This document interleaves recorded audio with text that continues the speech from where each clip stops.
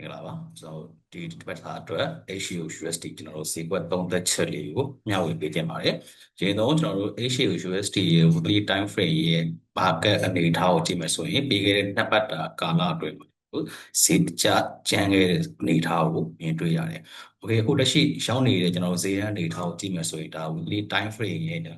ဒေတာစောင့်ကြည့်ရမယ် support level တစ်ခုဝင်ကျင်ကျွန်တော်တို့498ခွန်ဝင်ကျင်မှာဒါရောက်ရှိနေတဲ့အနေအထားကိုတွေ့ရတယ်။အဲ့တော့overall market structure နဲ့ကြည့်မယ်ဆိုရင်ဒါ HUSD ကဒါ advance မှာပဲဒါရှိနေသေးပြီးတော့မှလက်ရှိ weekly support ကနေမှကျွန်တော်တို့ဈေးပြန်လေတက်သွားမလားသို့မဟုတ်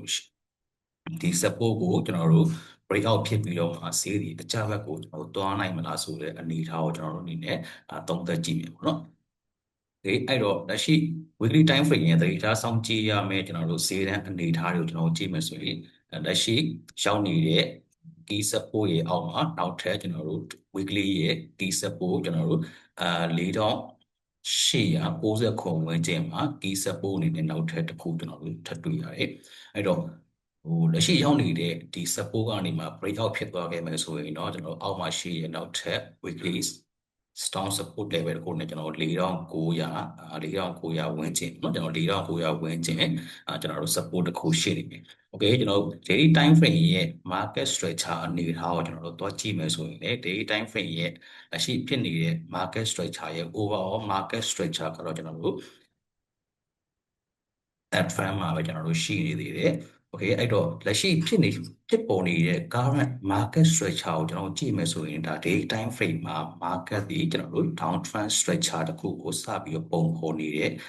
ထားတဲ့အနေအထားကိုတွေ့ရတယ်အဲ့တော့လက်ရှိရှောင်းနေတဲ့နေရာတွေဒါ weekly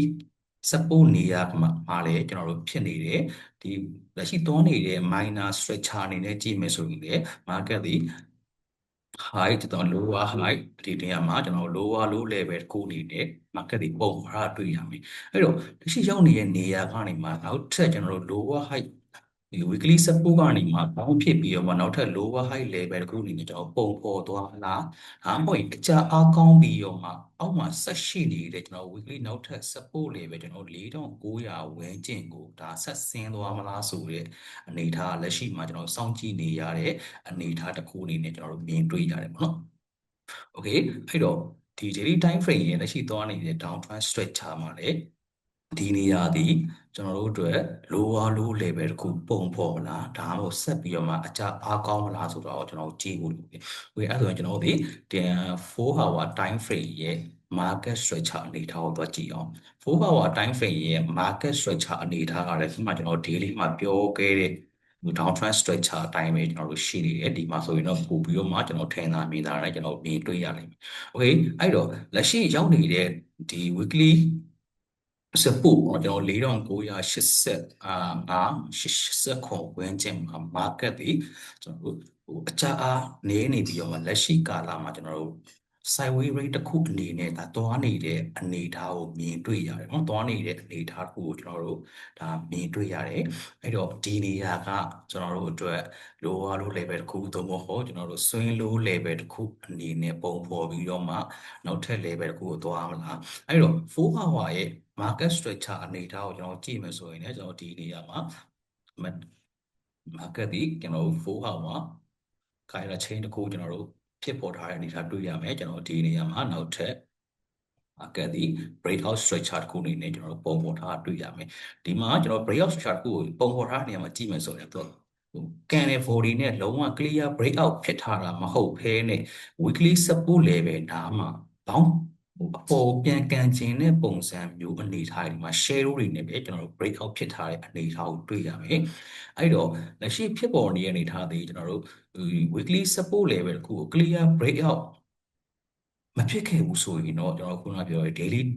daily ရဲ့ကျွန်တော်တို့လက်ရှိသွားနေတဲ့ current downtrend structure အတွက်နောက်ထပ်ကျွန်တော်တို့ lower high level ကိုဒါပုံပေါ်လာဆိုတဲ့အနေအထားကြည့်မယ်။ဒီနေရာကနေမှ market ဒီ lower high level ကိုပုံပေါ်ဖို့ပြန်တက်ခဲ့မယ်ဆိုရင်ကျွန်တော်4 hour time frame ရဲ့လက်ရှိဖြစ်ပေါ်နေတဲ့ market structure မှာကျွန်တော်သတိထားကြည့်ရမယ့် level ကြည့်မယ်ဆိုရင်လက်ရှိမှာကျွန်တော်ဒီနေရာမှာတော့ဒါ minor weight တစ်ခု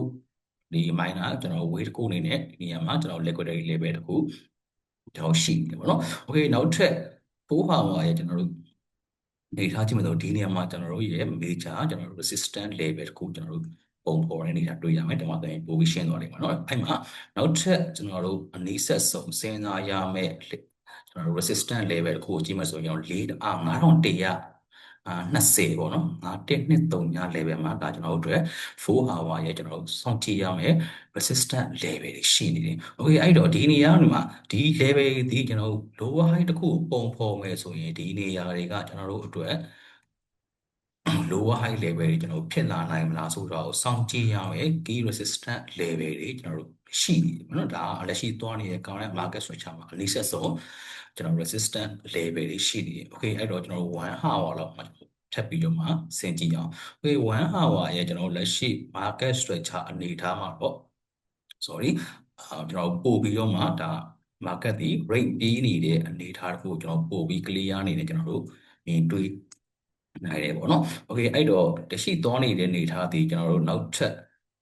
weekly support နောက်ထပ် weekly support level တစ်ခုကိုထိုးဆင်းဖို့အတွက်ကျွန်တော်ရောက်ရှိဖို့အတွက်ကလက်ရှိကျွန်တော်တို့ရောက်နေတဲ့ weekly support level တစ်ခုကို clear break out ဖြစ်ဖို့လိုတယ်ဒါပေမဲ့4 hour ကျွန်တော်တို့4 hour ရောကျွန်တော်1 hour market structure အနေထားတွေမှာကျင်းလို့ဆိုရင် market တွေ range တစ်ခုအနေနဲ့ကျွန်တော်တို့ရှိနေတာတွေ့ရတယ်အဲ့တော့ဒီနေရာကနေမှကျွန်တော်တို့အတွက်အယောင်းဝယ်ပြုလုပ်ဖို့ဒါစောင့်ကြည့်မယ်ဆိုရင်တော့လက်ရှိနေရာကနေမှကျွန်တော်တို့ဖောက်အကြအားကောင်းနဲ့ဖောက်ဆင်းခဲ့မယ်ဆိုရင်တော့ကျွန်တော်အနေနဲ့ဒီမှာကျွန်တော်4885ကျွန်တော်တို့4900ဝန်းကျင်နော်4900ဝန်းကျင်ကိုကျွန်တော်အကြအားကောင်းခဲ့မယ်ဆိုရင်တော့ဒါရောက်ရှိသွားနိုင်တယ်မဟုတ်ဒီနေရာကနေမှကျွန်တော် market တွေ lower high တစ်ခုပုံဖော်မယ်ဆိုရင်တော့ကျွန်တော်ဒီမှာရှိနေတဲ့ inducement level တစ်ခုမှာ market ဒီ reversal ပြမလားသို့မဟုတ်ရင်ကျွန်တော်တို့ဒီအပေါ်မှာရှိနေတဲ့ကျွန်တော်တို့key resistance level 9120ဝန်းကျင်ကနေမှာဒါဈေးဒီပြန်လဲဆင်းလာမလားဆိုတဲ့အနေအထားကိုဒါကျွန်တော်တို့စောင့်ကြည့်ရမယ်ပေါ့နော်လက်ရှိကာလာကတော့ကျွန်တော်တို့ sideways range နဲ့ဖြစ်တဲ့အတွက်ကျွန်တော်တို့ဒီဘယ်ဘက်ကို break out ဖြစ်မလဲဆိုတဲ့အနေအထားကိုစောင့်ကြည့်ပြီးတော့မှကျွန်တော်တို့လက်ရှိသွားမဲ့ market direction တိုင်းကိုကျွန်တော်လိုက်ဖို့လိုအပ်တယ်ပေါ့နော်အဲ့တော့ကျွန်တော်တို့ဒီရေတိုအယောင်းဝယ်ပြုလုပ်နိုင်ဖို့အတွက်ကျွန်တော် lower time frame ရဲ့ဒါ market structure အနေထားကိုကျွန်တော်တက်ကြည့်နေပေါ့နော်ကျွန်တော်1 hour 4 hour ရဲ့ market structure အနေထားရတော့ကျွန်တော်တို့စောင့်ကြည့်ရမယ့်နေရာတွေဒီကျွန်တော်ပထမဆုံးinducement level ကိုနဲ့ကျွန်တော်9042ဝေးချင်းကပထမဆုံးစောင့်ကြည့်တင်ပြီးတော့မှအဲ့ inducement level ကို market ဒီကျွန်တော်တို့လာရင်မှာယူခဲ့မယ်ဆိုရင်ယူပြီးတော့မှကျွန်တော်တက်အားကောင်းနေသေးရဆိုရင်တော့ကျွန်တော်9120ဝန်းကျင်ဒီဒါကျွန်တော်ဆဲ order တစ်ခုအတွက်စောင့်ကြည့်တဲ့နဲ့ဒါ key resistance level တွေဖြစ်တယ်။အဲ့တော့ကျွန်တော် lower time frame ရဲ့ market structure အနေထားကိုသွားကြည့်အောင် lower time frame ရဲ့ market structure အနေထားကလည်းကျွန်တော်တို့15မိနစ် time frame မှာလည်းဒါကြီးမားတဲ့ side range တစ်ခုအနေနဲ့ကျွန်တော်ဖြစ်ပေါ်နေတာတွေ့ရမယ်။အဲ့တော့ကျွန်တော်ဒီ sideways range အတွင်းမှာကျွန်တော်ဖြစ်ပေါ်နေတဲ့နောက်ထပ်လက်ရှိ current minor structure တွေကိုကျွန်တော်ကြည့်မယ်ဆိုရင်ဒီ15မိနစ် time frame ရဲ့ market structure ကျွန်တော် minor structure ကိုကြည့်မယ်ဆိုရင်လည်းလက်ရှိမှာကျွန်တော်ဈေးဒီ down trend တစ်ခုအနေနဲ့ကျွန်တော်သွားနေတဲ့အနေအထားမှာပိုးဝက်ပြီးတော့ပြန်ဆင်းလာတဲ့အနေအထားတစ်ခုကိုဒါမြင်တွေ့ရတယ်။အဲ့တော့ဒီလက်ရှိသွားနေတဲ့ current minor structure အနေအထားရကြည့်မယ်ဆိုရင်လည်းဒီကောင်ဒီနောက်ထပ် lower low တစ်ခုကို break out ဖြစ်ဖို့အတွက်ဒါလက်ရှိဆင်းနေတဲ့အနေအထားတစ်ခုမှာကျွန်တော်မြင်တွေ့ရတယ်။အဲ့တော့15မိနစ် time frame ရဲ့လက်ရှိဖြစ်ပေါ်နေတဲ့ကျွန်တော်တို့နောက်ဆုံးဖြစ်ခဲ့တဲ့ဆွဲနေရကိုကြည့်မယ်ဆိုရင်ကျွန်တော်4984ဝန်းကျင်မှာဒါကျွန်တော်တို့ support level တစ်ခုကျွန်တော်တို့ရှိနေတယ်ကျွန်တော်ဒီနေရာမှာဆိုရင်တော့ဒါ key level တစ်ခုအနေနဲ့လည်းတော့ရှိနေတယ်ပေါ့နော်လက်ရှိမှာတော့ market ဒီ sorry လက်ရှိမှာတော့ကျွန်တော် market ဒီ key level ဝန်းကျင်ဒါမှကျွန်တော်နီးကပ်ပြီးတော့မှဒါရောက်ရှိနေတယ်ပေါ့နော်အဲ့တော့ကျွန်တော်တို့ရေလိုအရောင်းဝယ်ပြုလုပ်နိုင်ဖို့အနေထားတွေကြည့်မယ်ဆိုရင်market structure တွေ higher time frame ရဲ့ကျွန်တော်တို့ lower height level ကိုပုံပေါ်ဖို့အတွက်ကျွန်တော်တို့အတွက်ဈေးပြန်ဘယ်နေရာကနေမှ swing low level ကိုဖြစ်သွားပြီးတော့မှကျွန်တော်ဈေးပြန်တက်ဖို့အဝယ်ဘက်ကိုကျွန်တော်ပြန်လဲစောင့်ကြည့်မယ်ဆိုရင်တော့အနေထားကြည့်မယ်ဆိုရင်ကျွန်တော်ဒီနေရာမှာ4900ကျွန်တော်တို့80ကျွန်တော်တို့ဝန်းကျင်ရှိမယ်4980ဝန်းကျင်ရှိမယ်သို့မဟုတ်ကျွန်တော်4984 80ပေါ့နော်4984 80ကျွန်တော်ဒီ rate တစ်ခုအနေနဲ့ရှိနေပြီအဲ့တော့ကျွန်တော်အနေနဲ့အဝယ်ဘက်ကိုကျွန်တော်တို့ higher time frame ရဲ့ကျွန်တော်တို့ down trend တစ်ခုကိုပြန်ရောင်းဖို့အတွက်ကျွန်တော်တို့အဝယ်နဲ့ပြန်ပြီးတော့ လိုက်မယ်ကျွန်တော် counter trade လိုက်မယ်ဆိုရင်ကျွန်တော်တို့နေစောင့်ကြည့်ရမယ်ကျွန်တော် buy zone level တွေကျွန်တော်တို့4980ကျွန်တော်4984ဝန်းကျင်လောက်မှာ market ဒီ rubber တွေကျွန်တော်တို့ပြခဲ့မယ်ဆိုရင်တော့ဟိုနေနဲ့ဒီဝန်းကျင်တွေမှာကျွန်တော်အဝယ်ပြန်လိုက်နိုင်ပြီးတော့မှကျွန်တော် first target အနေနဲ့ကတော့ကျွန်တော်တို့9000နဲ့မှကျွန်တော်17ပေါ့နော်ကျွန်တော်9017ဒီကျွန်တော်ရှေ့မှာပြောခဲ့တဲ့1 hour time frame ရဲ့ကျွန်တော်နေရာတွေကိုကျွန်တော်တို့ရောက်ရှိဖို့အတွက်ဒီ1 hour time frame ရဲ့ inducement level လောက်ထိကျွန်တော်တို့ဈေးတည်တက်သွားမလားမှာ9000နဲ့မှ17သို့မဟုတ်ကျွန်တော်9000နဲ့မှ40ဆိုတဲ့ဈေးတန်းဝန်းကျင်ကိုဒါ market ဒီဟို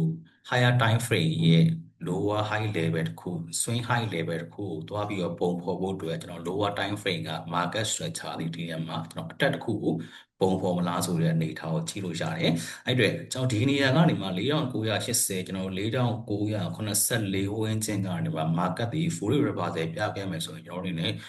ရှူတင်နေကျွန်တော်take profit level ဒီကျွန်တော်9016ကျွန်တော်တို့ရှိမယ်ဒီနေရာမှာကျွန်တော်နောက်ထပ်9000ကျွန်တော်30ရှိမယ်ဒီညနောက်ထပ်ကျွန်တော်ဒီ9040ရှိမယ်ပေါ့နော်ကျွန်တော်အဲ့အတွက်ဒီနေရာဒီဘယ်ဈေးတန်းတွေထိ market တွေပြန်တက်ခဲ့မယ်ဆိုရင်ကျွန်တော်ဘယ်ဈေးတန်းတွေထိဒါတက်သွားမလဲပေါ့အဲ့တော့ကျွန်တော် higher time frame ရဲ့ lower high level တခုပေါ်ခေါ်ခဲ့မယ်ဆိုရင်တော့ကျွန်တော် market ဒီအတက်အားပြန်လဲပြီးတော့မှကျွန်တော်ကောင်းနိုင်ဖို့အတွက်ကျွန်တော်ဒီ9040ဝန်းကျင်သို့မဟုတ်ကျွန်တော်တို့9100ကျွန်တော်တို့9120ပေါ့နော်9120ဝန်းကျင်လောက်ထိဒါသွားမလားဆိုတော့ကျွန်တော်ဒီကာလဝန်းကျင်မှာကျွန်တော်တို့